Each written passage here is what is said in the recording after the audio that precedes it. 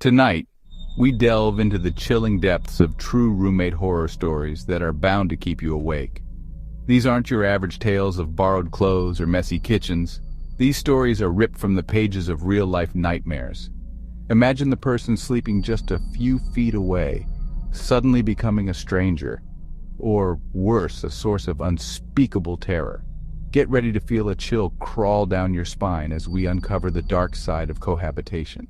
Our first story takes us to a bustling college town where two young women, Sarah and Jessica, found themselves thrown together as roommates in a charming, albeit slightly run-down, off-campus apartment. Sarah, a bright and bubbly freshman, was eager to embrace the excitement of college life. Jessica, a year older, was more reserved, preferring quiet nights into the wild parties that often raged next door.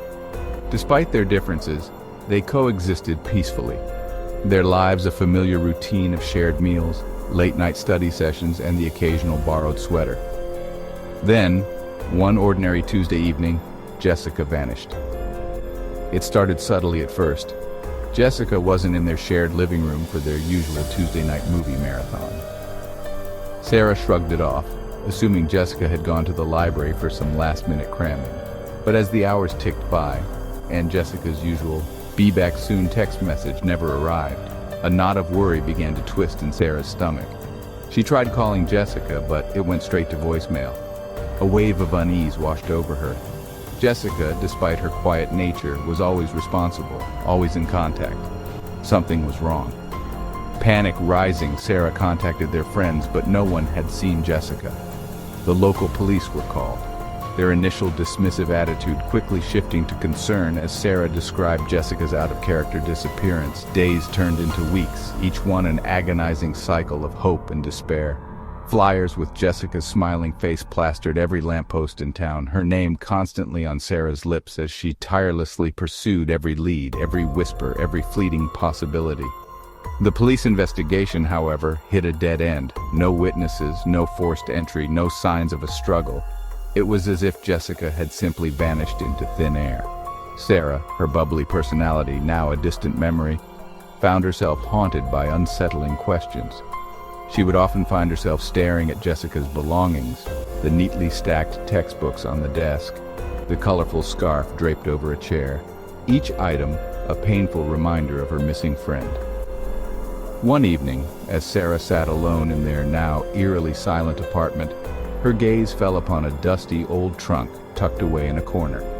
It was Jessica's, a family heirloom she had brought with her but never opened. A strange compulsion came over Sarah, a desperate hope that maybe, just maybe, Jessica had left a clue, a message, anything that could explain her sudden disappearance. With trembling hands, Sarah lifted the heavy trunk, its aged hinges groaning in protest as she opened it. Inside, nestled amongst faded photographs and yellowed letters, lay a small, leather-bound journal. Hope surged through Sarah. Our next story takes us to a quiet suburban neighborhood where Emily, a young professional, had finally achieved her dream of moving into her own apartment. Eager to share the experience, she found a roommate in Ben, a quiet and seemingly polite young man who worked as a night shift security guard. At first, everything seemed perfect. Emily reveled in her newfound independence, decorating their shared space with cozy throws and vibrant plants. Ben, true to his word, was the epitome of a perfect roommate. Quiet, respectful, and always paying his rent on time. However, as weeks melted into months, a creeping unease began to settle over Emily. It started subtly, with strange noises disrupting her sleep. Faint scratching sounds coming from the walls, the unsettling feeling of being watched, a pervasive chill that seemed to cling to her even on the warmest of days. She initially dismissed them as figments of her imagination, the byproduct of stress and adjusting to a new environment. But the incidents escalated, becoming more frequent, more intense, more sinister. One night, jolted awake by a particularly loud thump, Emily sat up in bed, her heart racing. The scratching sound was back, louder this time, emanating from the wall that separated her bedroom from Ben's. Then, A low, guttural growl, barely audible but undeniably present, sent a shiver down her spine. Fear, raw and consuming, gripped her. She considered waking Ben, seeking comfort in his presence, but something held her back. The growls, the scratching, they seemed off, wrong, as if they originated from something inhuman. Mustering her courage, Emily decided to confide in her best friend, Lisa, about the unsettling events. Lisa, initially skeptical, listened patiently as Emily recounted the strange noises, the oppressive atmosphere, the growing sense of dread that permeated her apartment. To Emily's relief, Lisa didn't dismiss her fears. "Maybe it's time you talk to Ben," Lisa suggested, her brow furrowed with concern. "Just casually ask him if he's noticed anything strange." Taking a deep breath, Emily agreed. That evening, as they sat down for a rare shared meal, Ben's nocturnal schedule often meant they were like ships passing in the night. Emily broached the subject. "Hey, Ben," she began, trying to sound casual. "Have you ever noticed any weird noises in the apartment, like scratching or anything?" Ben, who was usually pale, turned a shade whiter, his fork clattering onto his plate. "No," he stammered, avoiding Emily's gaze. "I haven't heard anything." His reaction, so uncharacteristic of his usually calm demeanor, did little to ease Emily's worries. The following night, Emily lay awake, her senses on high alert.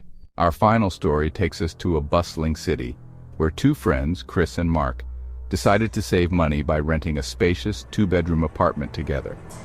Chris, an aspiring photographer, was drawn to the apartment's large windows and abundance of natural light.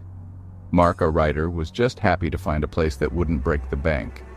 They quickly settled into a comfortable routine, their days filled with work, creative pursuits, and the easy camaraderie they had shared since childhood. However, their idyllic cohabitation took a sinister turn when Chris began experiencing a series of unsettling events that seemed to revolve around their shared bedroom. It started with nightmares, vivid, terrifying dreams that left Chris gasping for air, his heart pounding even after he woke up. In these nightmares, he was trapped in their room, a shadowy figure looming over him, its presence radiating an icy cold that chilled him to the bone. As the nightmares persisted, becoming more frequent, more real, Chris couldn't shake off the feeling that something was deeply wrong. One night, after a particularly vivid nightmare, Chris woke up with a jolt, his body slick with cold sweat. The room was dark, the only light coming from the street lamps filtering through the gaps in the curtains, casting long, eerie shadows across the walls. There was a shadow, darker than the surrounding darkness, standing at the foot of his bed. It was tall and slender, its edges blurring and shifting as if it were trying to solidify into a more defined form.